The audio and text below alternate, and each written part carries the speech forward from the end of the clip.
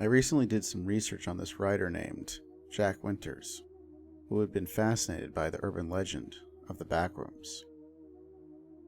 According to him, the backrooms could be found through a particular door hidden in a certain abandoned building near where he used to live. The walls of these rooms were all a dingy yellow color and were completely featureless, with no windows or doors to speak of. Some people claimed that if you wandered through these rooms for long enough, you would eventually find your way back again. Others said that you'd become trapped forever, doomed to wander the endless corridors until the end of time. Despite the rumors and warnings from his friends, Jack couldn't resist the temptation to research them. So one night he set out to locate the hidden door again. It was old and weathered, with a large brass handle that seemed to beckon him in. Without hesitation, Jack opened the door and stepped through, his heart racing with excitement and fear. As he walked through the endless corridors, Jack couldn't shake the feeling that he was being watched.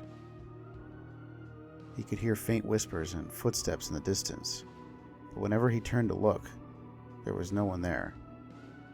The air was thick with a sense of unease, and the yellow walls seemed to close in on him as he continued.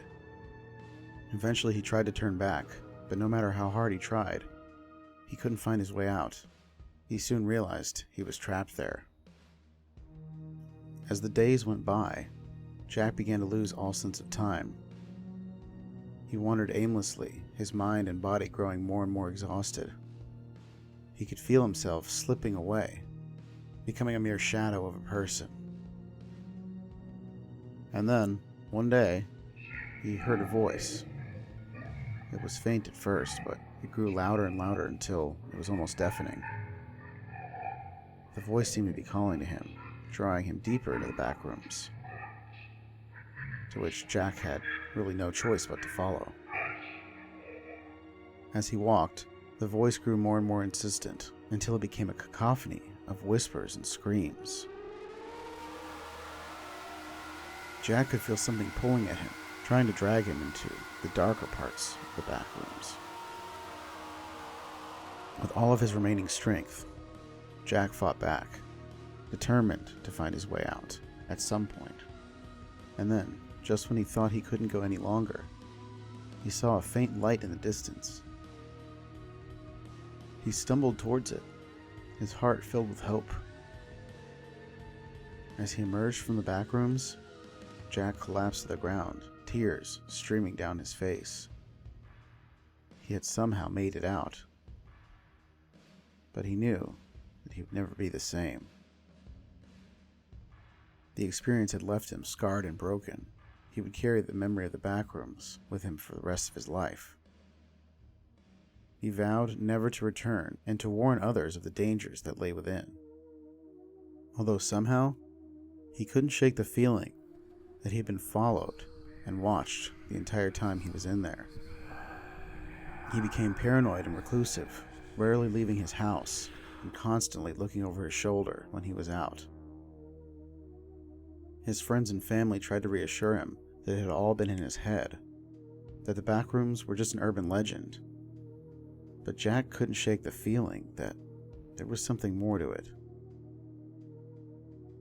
As months passed, Jack became increasingly more obsessed with reading about the backrooms. He spent all of his time researching and trying to find out more about them, scouring the internet and visiting every library and bookstore in the city, hoping to find some clue that would help him understand what had happened to him. But it seemed no matter how hard he looked, he couldn't find any information that satisfied him. Then one night, while he was combing through a stack of old documents at the city archive, Jack stumbled upon a mysterious letter. It was written in a strange, seemingly unknown language that he couldn't decipher, but he had a feeling that it was somehow connected to the backrooms. Determined to uncover the truth, Jack set out to find someone who could translate it for him. After weeks of searching, he finally found a scholar who claimed to be able to read the letter. The scholar was a strange and reclusive man who lived in a secluded cabin in the woods. When Jack arrived at the cabin, he found the scholar sitting at a table covered in ancient books and scrolls. The scholar barely looked up as Jack approached. When he saw the letter, his eyes lit up with excitement. "Where did you get this?" the scholar asked, his voice quavering with excitement. "I found it in the city archive," Jack replied. "Can you tell me what it says?" The scholar hesitated for a moment, as if he was weighing whether or not to trust Jack. Finally, he took a deep breath and began to translate the letter. As he spoke, Jack listened in shock as the scholar revealed the true nature of the backrooms. According to the letter, the backrooms were a realm between worlds, a place where lost souls went after death. It was said that the backrooms were inhabited by malevolent spirits who preyed on the souls of the lost, dragging them down into the darkness. The letter went on to describe a group of people who were sworn to protect the living from the dangers of the backrooms. They were known as the Guardians of the Backrooms, and it was said that they possessed the power to banish the malevolent spirits back to the realm of the dead. As the scholar finished translating the letter, Jack's mind was racing. Could it be true? They're really a group of people who had the power to protect the living from the horrors of the backrooms? And if there was, how could he find them? Determined to find out more, Jack begged the scholar to tell him everything he knew about the Guardians of the Backrooms. The scholar hesitated at first, but eventually he relented, telling Jack about the ancient rituals and incantations that the Guardians used to banish the spirits. Armed with this new knowledge, Jack set out on a quest to find the Guardians and join their ranks. He traveled to every corner of the globe, seeking out those who were involved with this group. And eventually, after a while, he found them. Now, Jack spends his days training and preparing for the day he will be called upon to defend the living from the malevolent spirits of the backrooms. He has dedicated his life to becoming the strongest and most skilled guardian, and he knows that one day he will be called upon to use his training and knowledge. But even though he has found his purpose and his calling, Jack can't shake the feeling that something followed him from the backrooms on that day so long ago and is using him for something.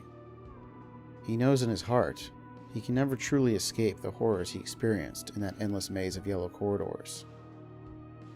And so, every night, he stands guard at the door, ready to face whatever dangers may come his way. Because he knows that as long as the backrooms exist, there will always be someone who is trying to find them.